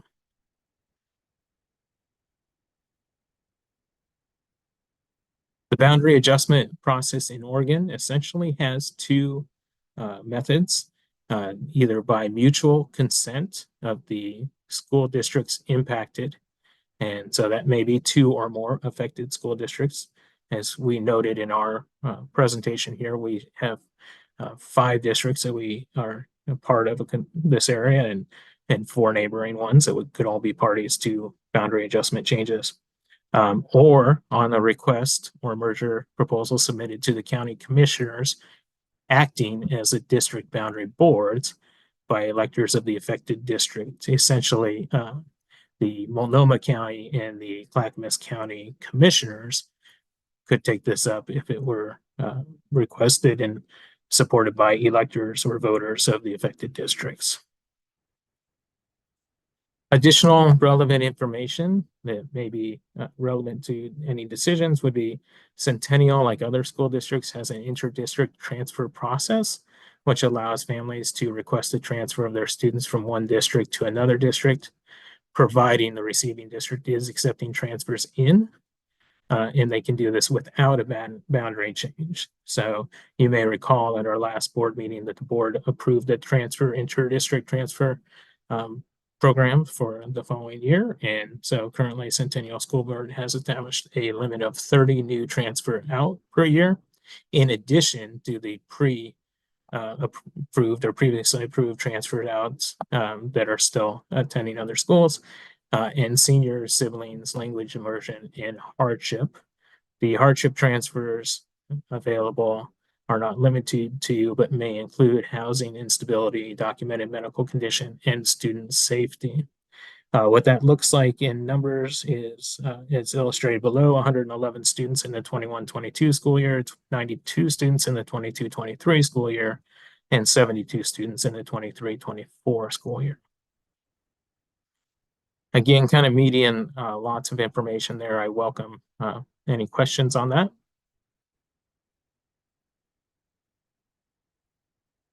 Seeing none, the administration is looking for direction from the board, and the board is consider next steps. So given that this is a common situation among school districts in our region and perhaps beyond, with nearly 170 instances in the Centennial alone, the board may wish to consider options, including but not limited to considering a motion at a future meeting to approve or reject the current request, giving direction to the administration to engage on a process of boundary adjustment discussions with all our neighboring districts, or perhaps choosing to maintain the district boundaries and county process for determining which district is appropriate based on location.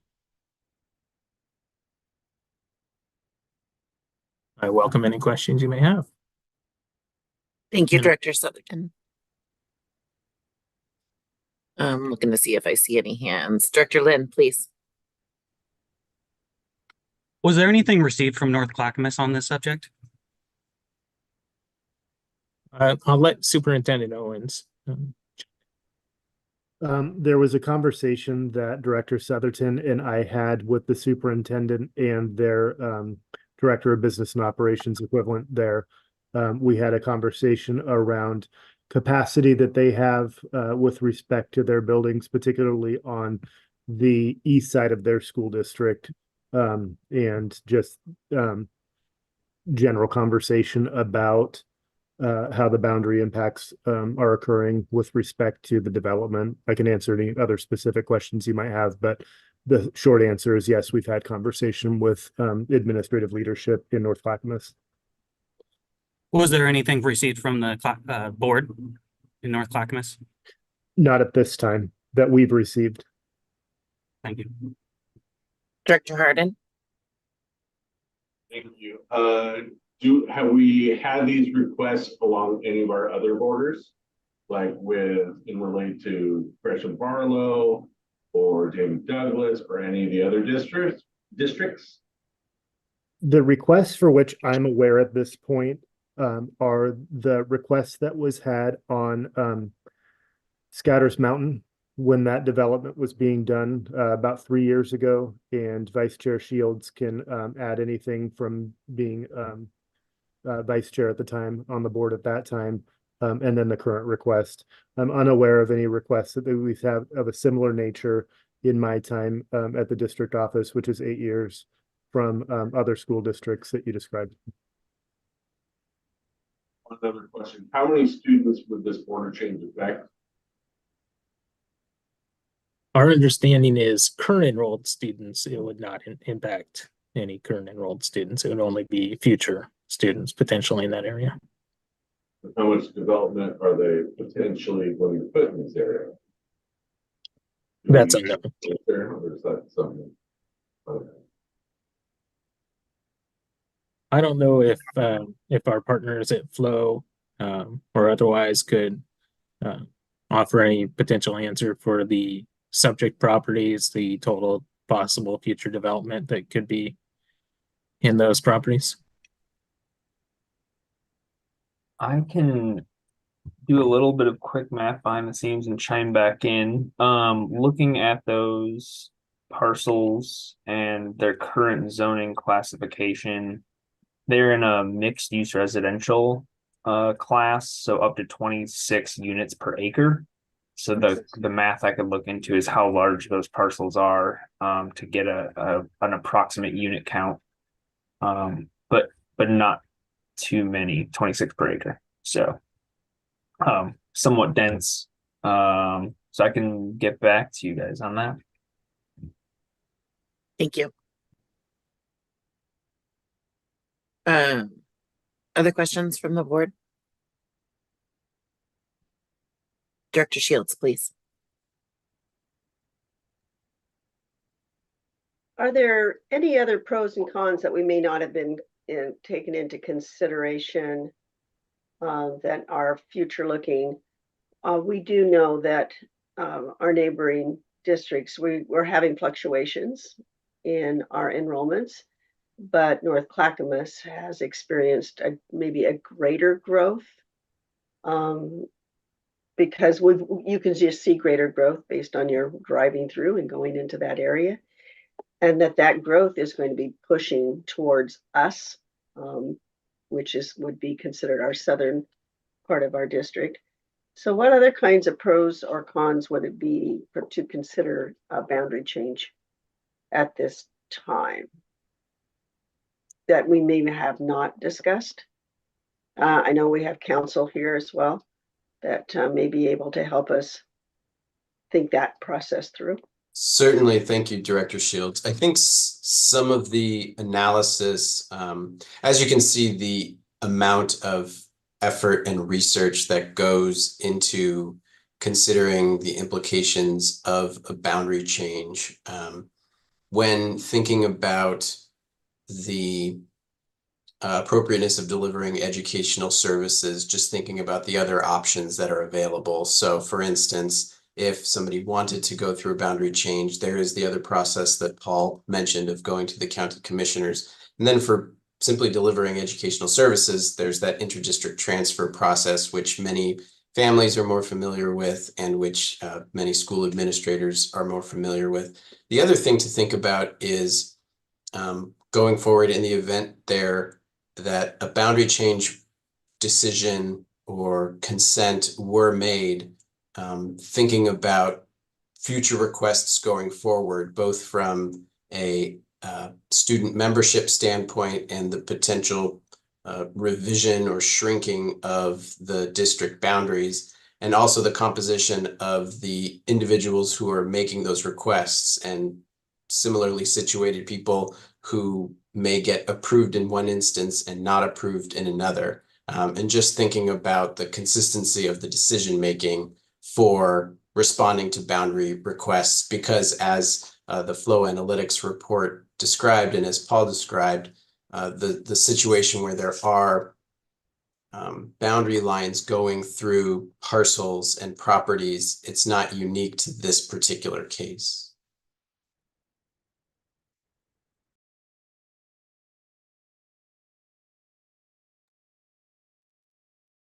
Director Shields.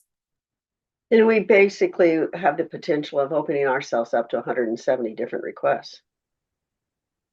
That's entirely possible, and or more, because we don't know what people might be doing with their properties as far as splitting them off, adding ADUs, different kinds of property development where that arrangement or that configuration entirely out of control of the district may lead to somebody residing in one, or having their property, their dwelling in one school district and their mailbox in another.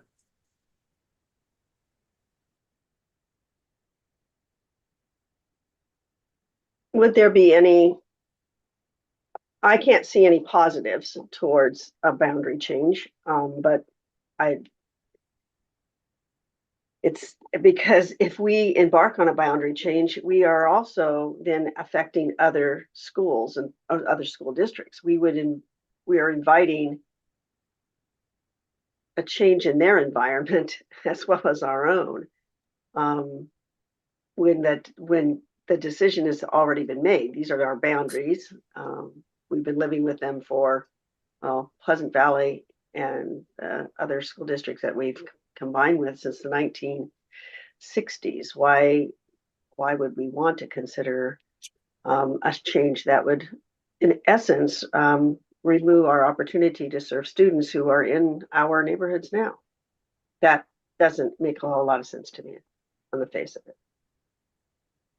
That was probably more of a statement rather than a question. Yeah. I see your hand, Director Andrews.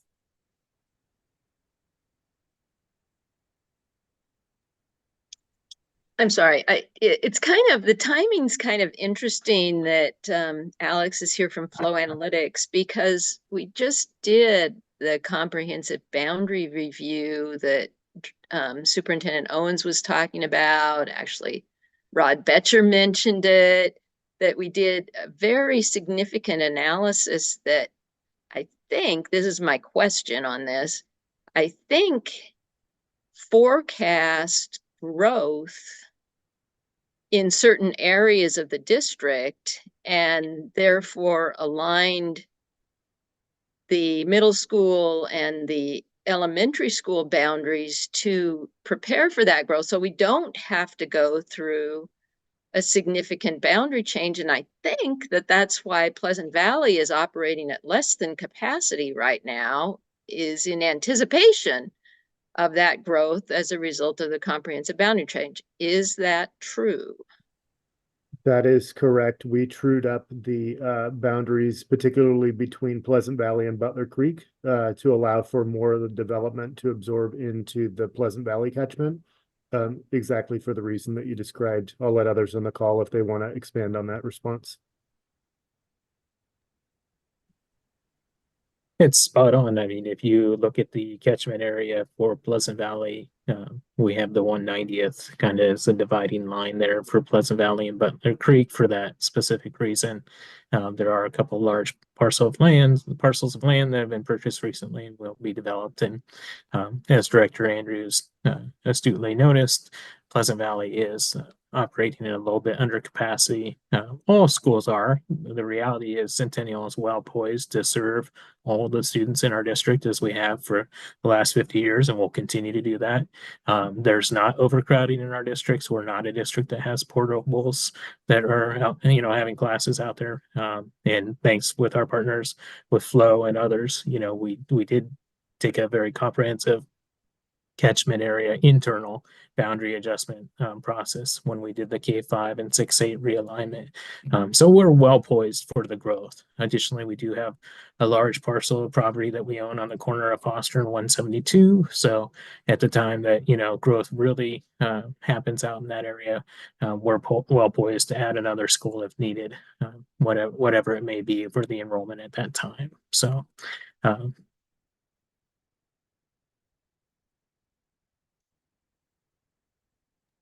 Thank you very much. Are there other questions or things that come up at this point in time? This is a lot to think about. I really appreciate all the time that our partners at Flow Analytics have put into this. Our partners here on the district, our legal counsel, Elliot. I just really appreciate helping us see this from kind of all sides and determining what potential next steps are. And so, yeah, I think that I appreciate all the work that you put into it. We've got a really good understanding and can make some decisions as a board to what to do next. But as it being a work session, we will not be taking any action today. So thank you.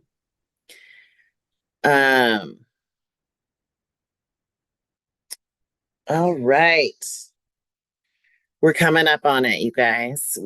Shall we move straight into some confirmation items.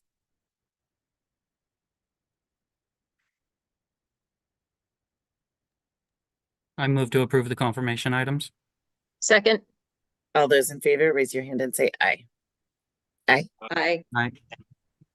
The ayes have it. It's a unanimous vote. We have approved confirmation items. We purposely did not have any old business or new business because it was a work session. We loved hearing from all of our reports. At this point, are there any future agenda items? Anything for the good of the order? I've got future agenda items for our next meeting in March. Remember, March is one meeting. We have the Patrick Lynch Elementary School report. We have slated to have an implementation update for Roadmap 27, particularly around the second trimester data and also the department plans and how they are aligning with the overall strategic plan. There will be scheduled a 22-23 audit report. We also have our annual contract renewals for those who are licensed educators in our district. We're slated to have the MESD local service plan. The Powell Butte seismic improvement construction cost GMP is penciled in as well. And we also possibly have a couple of policies. That's what I've got on my list here. Much appreciated. Anything else for the good of the order?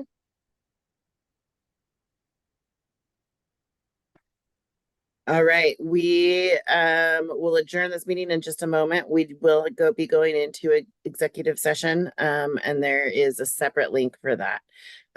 Let's also take 10 minutes to take a bio break and take care of any of your needs, and then welcome you, those that are coming back, to the executive session.